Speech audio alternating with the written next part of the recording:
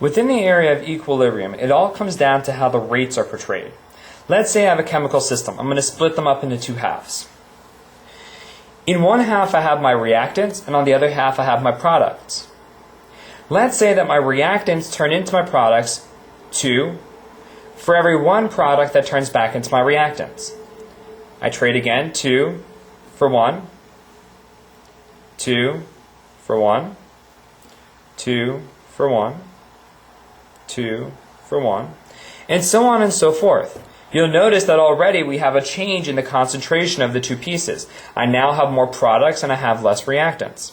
If I continue with this rate of change, 2 trading for 1, 2 trading for 1, 2 trading for 1, 2 trading for 1, 2, 1, 2, 1, 2, 1, 2, 1,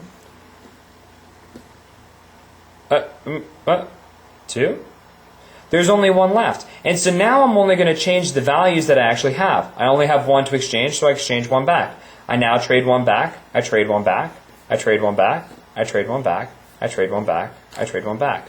This system is now said to be at equilibrium because the rate of change in one direction is equal to the rate of change back.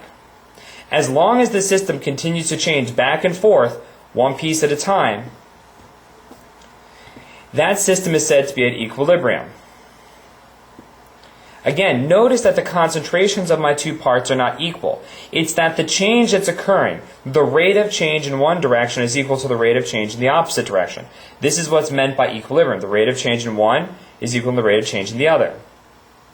As long as you can keep that straight and recognize that each and every time that they mention equilibrium, we're talking about a system where we're trading one piece for one piece.